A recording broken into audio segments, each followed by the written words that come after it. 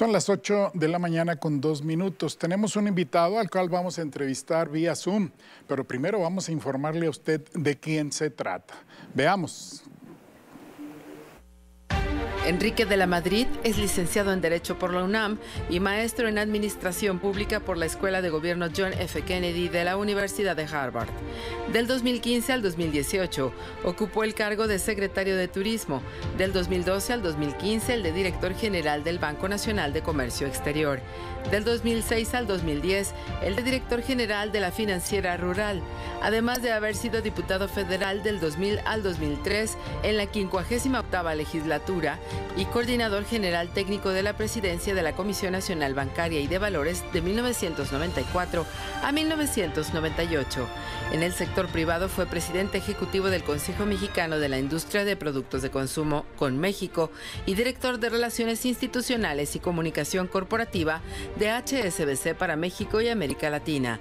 Desde el 2019 es el director del Centro para el Futuro de las Ciudades del Tecnológico de Monterrey. También es articulista en el periódico El Universal y conduce y dirige el programa Ahora, Futuro, México y el Mundo por ADN 40.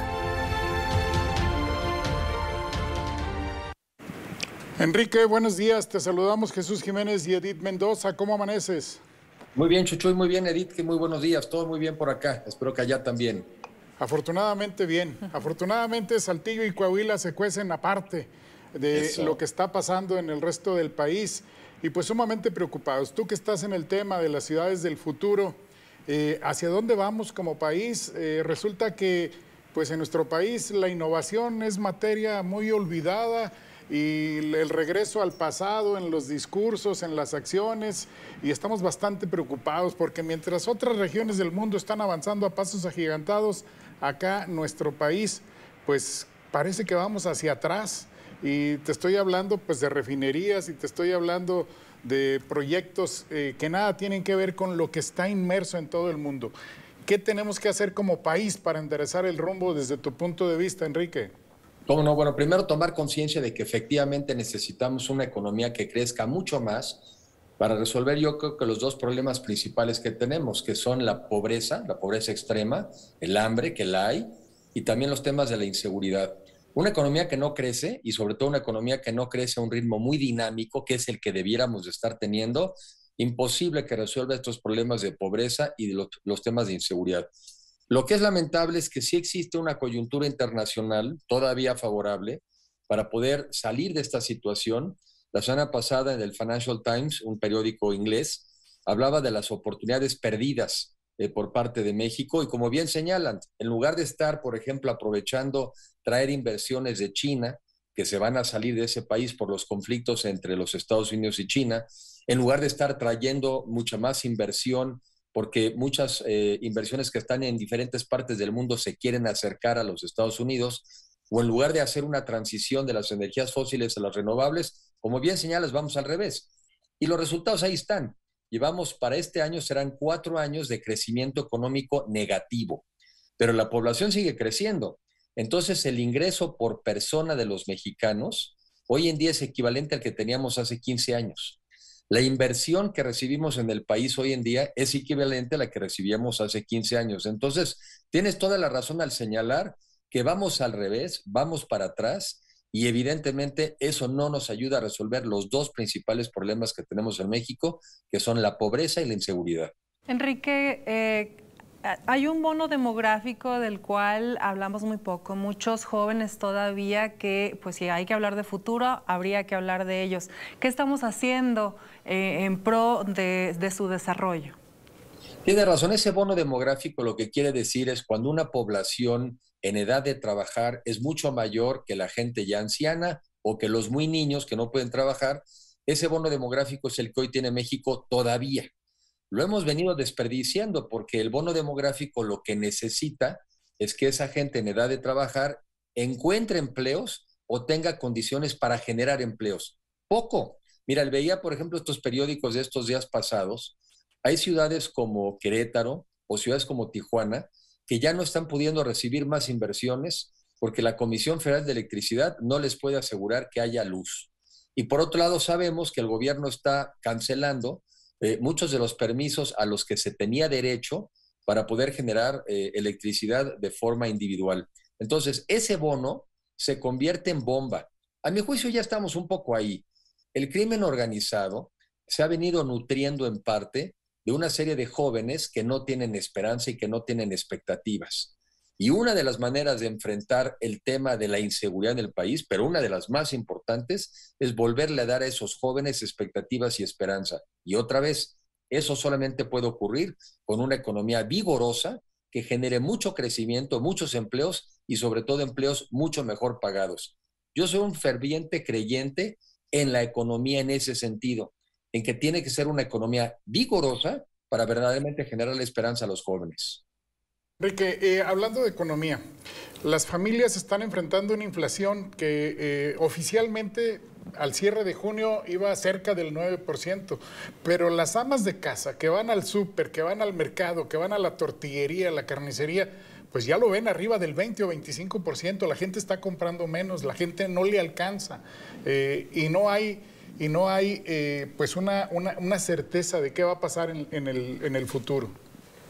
Sí, a ver, tenemos un problema de inflación que es este aumento generalizado de los precios y que, como bien señalas, aunque las cifras para la economía en su conjunto son por ahí del 9%, lo que es el consumo, sobre todo en alimentos, ha crecido mucho más. Eso tiene en una buena medida una explicación del exterior. Desde la pandemia cambiaron los patrones de consumo, se ha complicado la logística, ¿no? La llegada a los puertos, las exportaciones y ahora recientemente el conflicto entre Rusia y Ucrania. Entonces, hay temas que son de afuera, pero hay temas que son de adentro. Por ejemplo, el aumento del precio del aguacate o del limón, una buena parte de eso tiene que ver con el crimen organizado, tiene que ver con las extorsiones, con el derecho de piso. Entonces, la inflación de afuera no la podemos controlar, pero la de adentro sí. Y una buena parte de eso es mucho más seguridad. Combatir ese crimen que no se justifica que te estén cobrando como 1,500 pesos por camión que sacas de Michoacán para, por ejemplo, mandar alimentos a la central de abastos de Guadalajara. La otra es mejorar nuestras infraestructuras, los temas de logística, porque la logística es un costo muy importante en el tema de, digamos, del consumo. Y la otra, sobre todo, lo que yo insisto, pues sino también crecer el lado de los ingresos. Y los ingresos solamente pueden crecer en una economía dinámica. Entonces, la inflación que viene de fuera, con esa poco se puede hacer, pero la que se genera de adentro y la falta de crecimiento en México por malas políticas públicas, eso sí se puede cambiar. Que estoy viendo uno de los ejes de acción de este Centro para el Futuro de las Ciudades, tiene que ver con la movilidad vial. ¿Qué retos estamos enfrentando en este momento al respecto? Vemos ciudades que cada vez son más grandes hacia afuera, que hay pues una apuesta muy limitada en el tema de vivienda vertical, y si es realmente esto, la vivienda vertical, lo que va a solucionar el problema de la movilidad en nuestras ciudades. Sí, yo creo que una frase que a veces yo he usado es que uno de las maneras de resolver el tema de la movilidad es moverte lo menos posible. Y eso tiene que ver con lo que dices justamente, Edith, que es que hemos permitido que nuestras ciudades crezcan de manera horizontal, pues bajo el tema de que tenemos mucho territorio, de para qué nos vamos para arriba, además es nuestra manera de vivir y de pensar. Pero el problema de ciudades tan extendidas es que se vuelven muy caras de administrar. Hay que llevarles agua muy lejos, electricidad muy lejos, pavimentación, policías y sobre todo esto que señalas, un problema de movilidad. Hay que moverse cada vez a más distancias.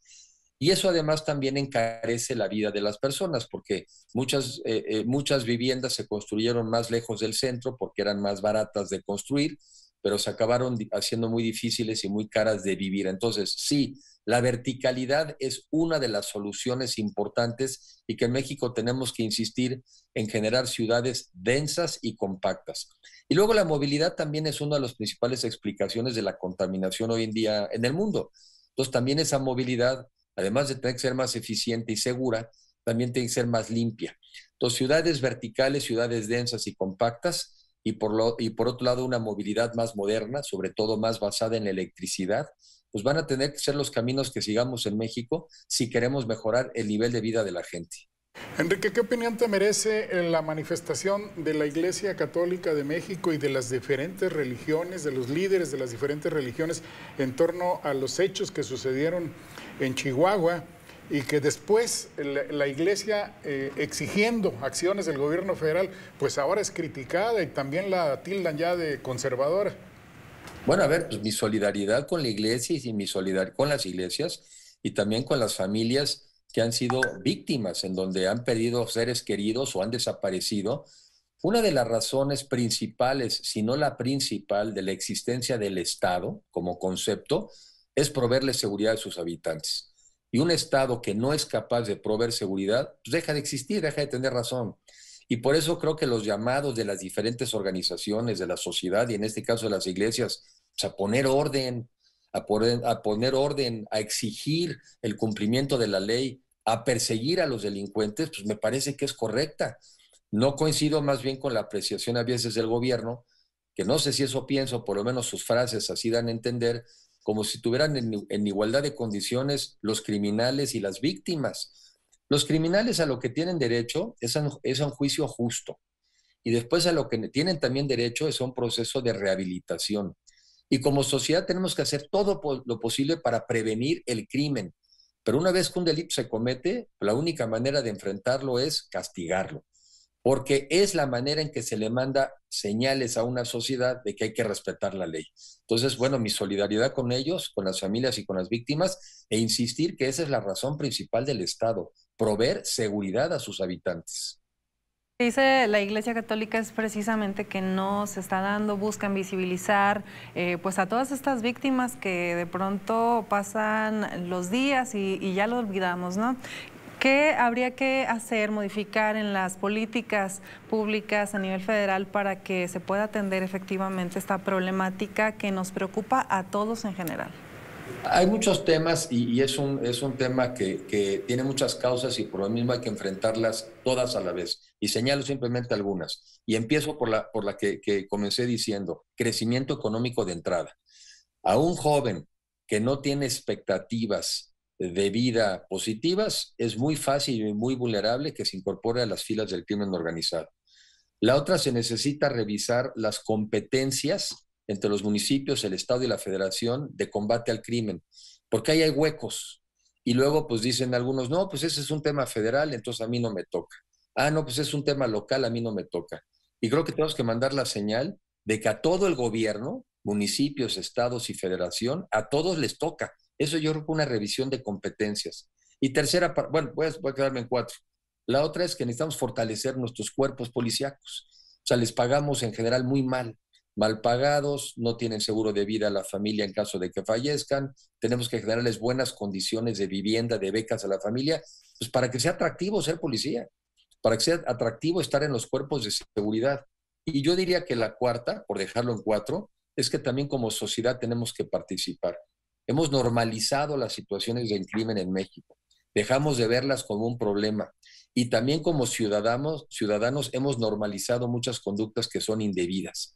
Al final del día estas cosas pasan porque también nuestra sociedad tiene muchas fallas y tenemos que volver a fortalecer valores como pues el respeto a la vida, el elemental, el respeto a lo ajeno, la solidaridad entre nosotros. Entonces son varias las cosas, Edith, que tenemos que hacer y las tenemos que hacer en simultáneo.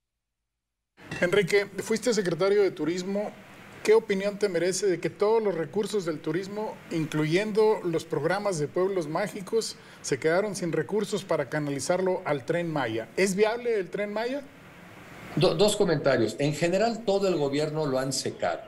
O sea, no solamente los recursos de la Secretaría de Turismo, sino todos los diferentes fondos que había por ahí. También veía yo ayer un dato. Prácticamente esos recursos que llegaban a sumar los 300,000 millones de pesos o más, los han venido utilizando, yo creo que para dos cosas en principal. Una, efectivamente, los programas sociales, con los cuales yo creo que están bien, pero hay que revisar los que estén dando resultados.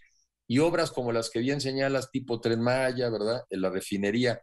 El problema del Tren Maya es que nunca hemos tenido un estudio serio para que nos puedan explicar cuáles son los beneficios que se espera. Este gobierno es de decir muchas cosas y decir muchas narrativas y muchas historias, pero normalmente no es de estudios serios. Entonces el problema en ese lugar es que nadie sabemos cuáles son los beneficios que va a haber, cuáles son los ingresos adicionales, cuál es el desarrollo de la región, cuántos más turistas va a haber, y eso no lo sabemos porque nadie ha hecho esos estudios. Entonces yo me temo que va a acabar quedando por ahí un tren con tramos separados, no articulado, y donde la mayoría de ellos no van a ser rentables. El que sería más rentable, que sería el tramo de Cancún a Tulum o Playa del Carmen, pues tiene una serie de problemas enormes en la construcción. Entonces, y me parece que fue injustificado quitar recursos como para el Consejo de Promoción Turística de México, donde todos los países serios con los que nos comparamos y con los que competimos le dedican recursos a la promoción turística. Entonces, sí vamos a tener un impacto. Ahora que se está recuperando el turismo en el mundo, pues sí tenemos una desventaja con respecto a otros países. Enrique, ¿y cómo ves a México de cara al proceso electoral del 2024? ¿Se acabó ya la era de los partidos en México? ¿Deberá surgir un candidato ciudadano? ¿En qué camino vamos para poder enderezar el barco? Bueno, primero sí es un tema enredado, ¿verdad? No solamente en México, sino en el mundo. Muchos de los partidos políticos tradicionales se han disminuido, ¿verdad? Se han hecho chiquitos. Vivimos en una crisis, yo diría crisis de partidos. Y en México, desde mi punto de vista, tenemos dos alternativas. Vamos a tener, o debiéramos de tener dos. Una es el gobierno actual, el gobierno federal y sus aliados, y con su propuesta de país, que yo estoy convencido de que poco a poco irá teniendo menos gente que la apoye, porque los resultados son muy malos. Y del lado de la oposición, pues tenemos que ser capaces de generar una oposición unida, no solamente de partidos políticos, sino de la sociedad. Y de esa manera sí podríamos competir, y sobre todo contrastando visiones de país. Yo digo que sí son muy claras. Del lado del gobierno es una visión en lo económico estatista y absolutamente anti-emprendimiento. Ellos creen que el gobierno es el que tiene que dirigir la economía y que el sector privado, pues como que no es muy relevante. Y en lo político es una visión muy antidemocrática, muy autoritaria, muy centralista. Yo digo que del otro lado tiene que haber una oposición justamente al revés, una economía de mercado, con rectoría del Estado y sobre todo una mucho mejor distribución de la riqueza. Y en lo político una democracia vigorosa y sobre todo con un respeto a las libertades y un país mucho más federalista en términos de más fortaleza a los estados y a los municipios.